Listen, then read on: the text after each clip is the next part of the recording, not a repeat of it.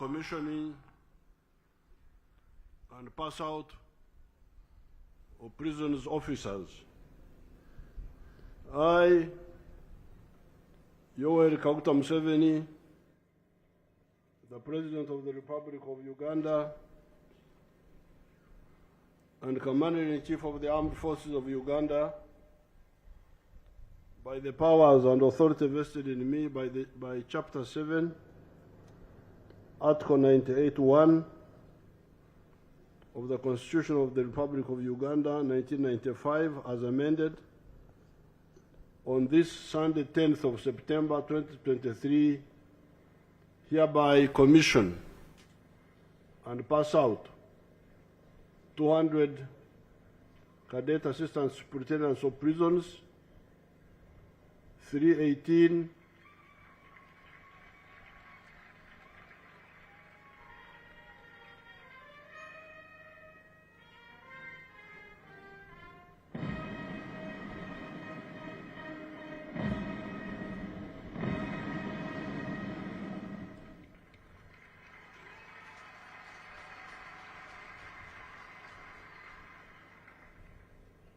318 cadet principal officers,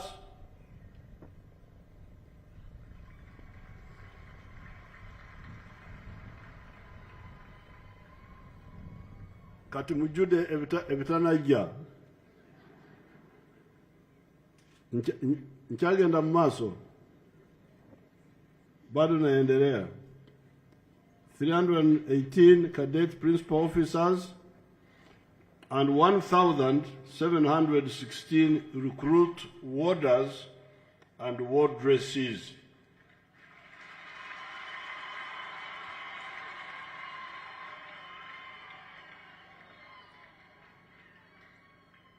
Amawapigie ngoma hao.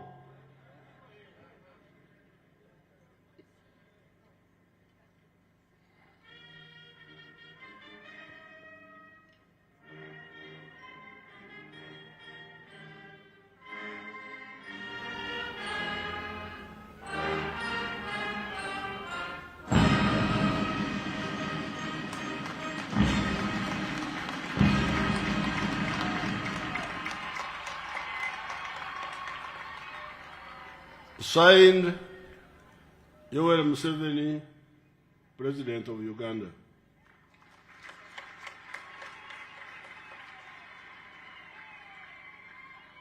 And the date is 10th of September 2023.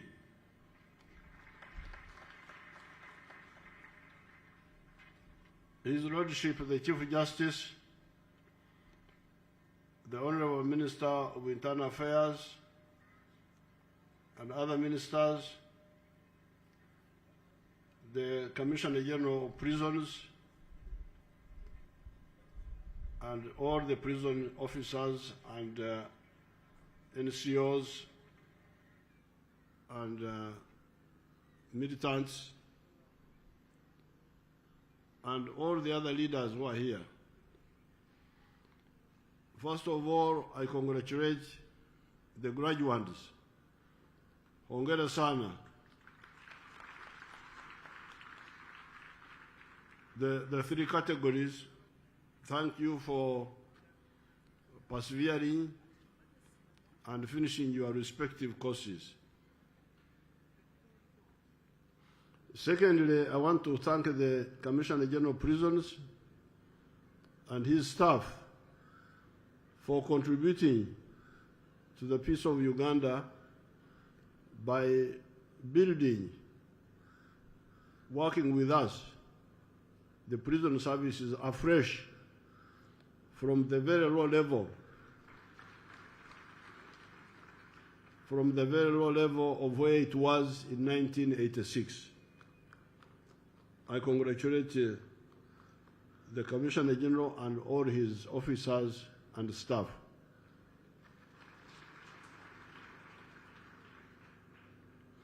I always follow very, very closely the building of these institutions, especially the armed forces. I always follow them very closely. because they have got specific things to do. If you take all of them, you take the army, you take the police, the intelligence services, the prisons. They are doctors of some sicknesses in society. And what are these sicknesses?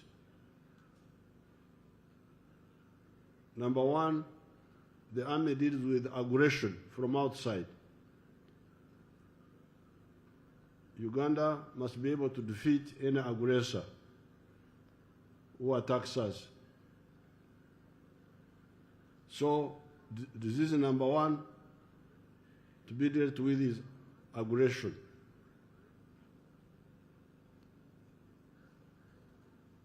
Then you have internal peace. It may not be aggressors from outside, but internal disruptors.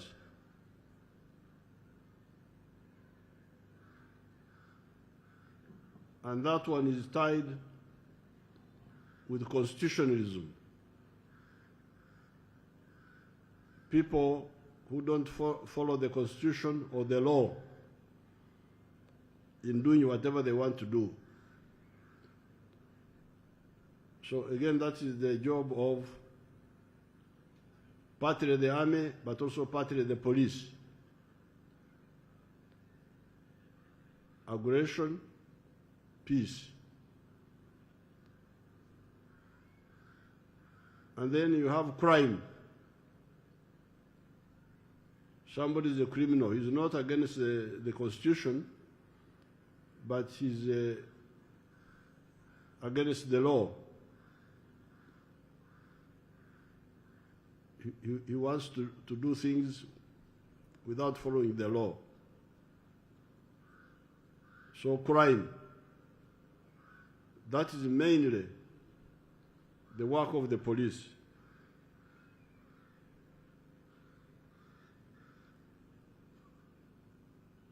And within the peace, there is terrorism. There are those who are not only breaking the law, but to do so using terrorism, which is a method of breaking the law and the Constitution.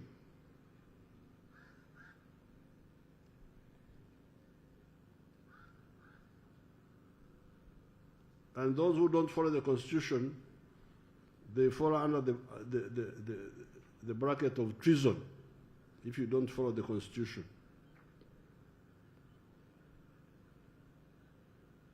Then corruption.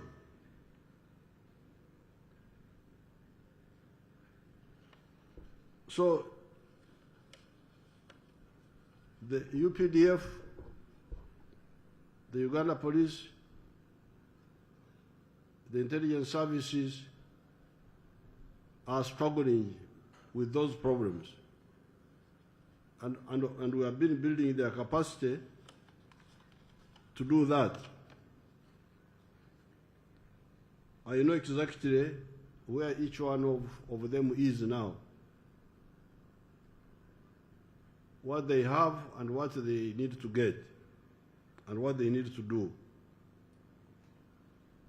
In the UPDF, we still have 2 small gaps, which we shall close. This is enough eyes on the lakes. We have good systems in many places, but on the lakes we need more eyes to see more. The lakes, Victoria, Narobare, Butumbi, the one of what they call Edward, and Mwitanzije, Albert. We need more eyes on those lakes, and we are working on it. And then terrorism, we need more capacity to quickly locate those who are planning or doing terrorism. Quickly, not waste time. The Uganda police has moved. You remember I introduced the cameras, and some people are trying to waste my time with procurement. What? I'm not a procurement officer. But I insisted that that group called Huawei, because we had seen them somewhere else, provided the cameras. And the cameras have helped us quite a bit, although they still have some gaps also here and there. Like, for instance, the terrorists who killed Katumba's daughter were quickly arrested partly because of the cameras. And other cases. The fingerprinting of the guns of the security forces are also helping. But I hear somehow they did not include the army. But why not the army? I have directed that all the army guns must be fingerprinted like all the others were fingerprinted. They can be kept separately, maybe under military police, but they should be fingerprinted. Every gun should be fingerprinted.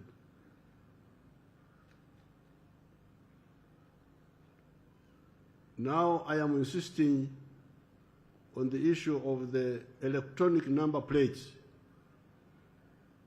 That will be a very big blow to crime, because most of the people move to and from the scene of crime by either vehicle or a border. If we close that gap, it will be very difficult for the criminals to do what they are doing, because walking to and from is not so easy, especially if you want to escape. And you are also seen by the cameras. The cameras will see you. So I want that gap to be closed, and all these arguments which are going on should calm down and be done quietly and resolved.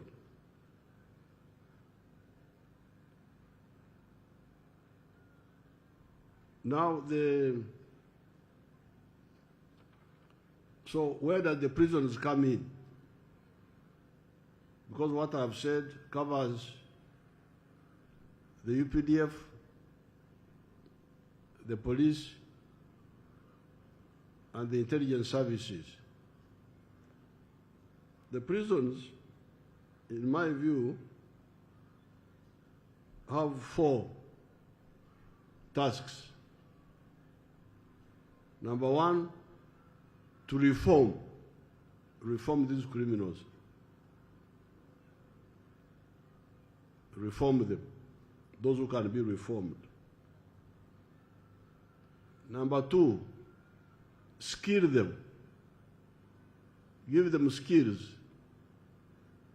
so that when they get out of prison, they have skills which they did not have before they came. And I hear that you are doing that quite well.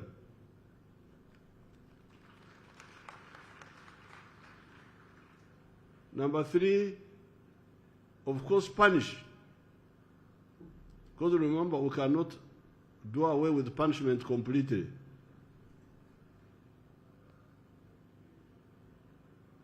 You punish according to the law,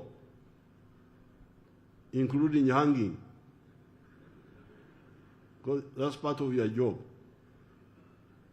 On the orders of the courts, And if I sign the death warrant, huyo anakwenda mbinguni huyo. So, reform, skill, punish where necessary.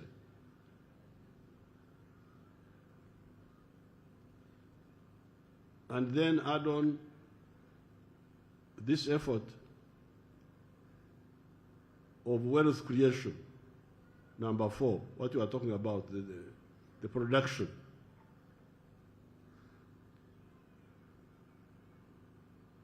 Now, in doing all this, whether you are police or UPDF or intelligence or prisons, doing your respective tasks, please fight corruption.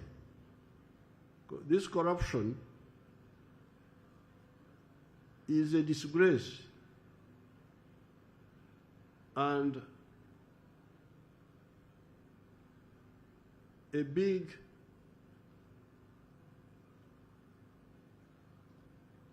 waster of public resources.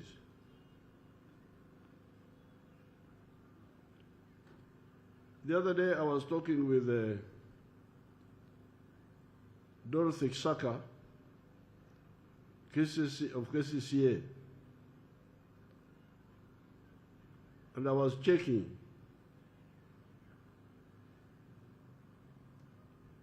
the SFC I was asked by General Mohozi Kainerugaba to involve the SFC in doing the Kampala roads, the potholes. Because you in Kampala, you have got potholes. Up country, the roads are good. Many roads are good. But here, you are very rich in potholes. Now, some companies had quoted 12 billion shillings to do those potholes. Now, Dorothy Saka told me the other day that the SFC, because there is an SFC engineering brigade, can do that work at 2.7 billion. So you look at the wastage. How can this be? A work that can be done for 2 point something billion, somebody wants 12 billion. You can do 5 times more work. So therefore, you, the people who are in the armed forces, in the police, in the prisons, intelligence service, really know that if you associate yourself with corrupt people, you are the worst enemy of your country. You are cheating your own parents. These roads are for our people, our parents, our sisters, so therefore corruption. And we are really going to crush it, I can assure you. Don't think that we always go slowly, but you know what eventually happens. This was the problem of the UPC. The UPC thought they were very clever. We tried to advise them. They wouldn't listen. But we couldn't abandon Uganda. We had eventually to clash with them. So the corrupt groups, wherever you are, in UPDF, in the prisons, in the intelligence service, in the prison, in the public service, please, we shall deal with you because we are getting more and more information. But I would prefer if people were okolokoka themselves, and we don't want to ruin the careers of anybody, but we can't accept this, because now it's quite now a problem. It's quite a problem. I think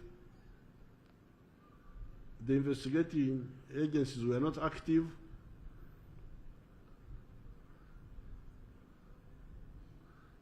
And that's how impunity grew, and people think they can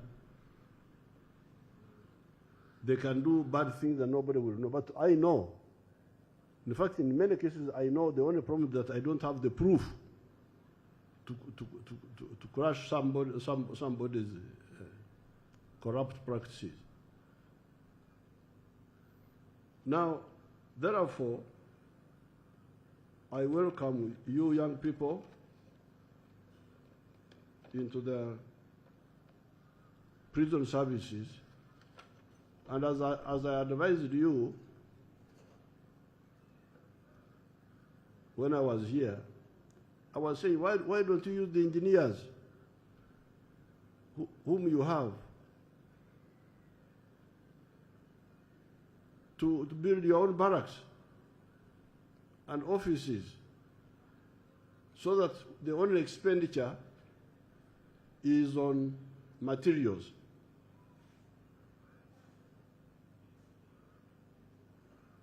Because remember, when we involve so-called private sector, I really don't want to hear private sector in the armed forces. Private sector doing what? You have engineers, they know how to build. What they need is materials. Because remember, when you involve the private sector, many of these Ugandans don't have their own money. They borrow money from banks. And the bank charges them here 20% or 18% or something like that. So, if the cost was 10 million, it now becomes 12 million because of the bank loan, which the so-called contractor has borrowed. It becomes now 12 million, added 20%. Then these companies are greedy. They want big profit, 20% profit for the company now. That's another 2 million. So it's now 14 million. Then, because it is a private, it is a business, they pay VAT, another 18%. Oh, that's now an extra 48 added to the others. 58, almost 60. Then many of the companies don't have their own transport. They need to hire. So you find something that was 10 million has now become 18 million. What are you looking for? Why don't you really strengthen? And we struggle with the money to get the materials and labor for. But this now means that you should stop jealousy, nyeko, in our Luo language, obuja. Because these engineers who are with you now, the government has now said let them be paid higher salaries, because we need them more urgently than a historian like me. Literature, I can recite for you what Shakespeare said. But what Shakespeare said does not build a building. So, if you have this engineer Why don't you pay her or him well? Because we need him, we need her now. Yes, the historian will also be paid when we have enough money to pay both the one we need immediately and this literature man, Museveni, who knows what Shakespeare said, who knows what. Okay, thank you very much. You are very clever. You can remember. But we want a building. We don't want Shakespeare. So now I don't want to hear that the scientists, the engineers especially, and the doctors in the prison services are being underpaid because they must be below the Commissioner General. The Commissioner General must be above them, and then mambo ya ujinga tu.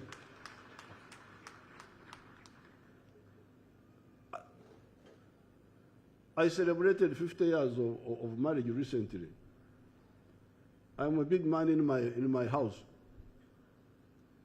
But my children can do better than me. They can know more things, do more. The grandchildren, I don't have to compete with them. If they get more, let them get more.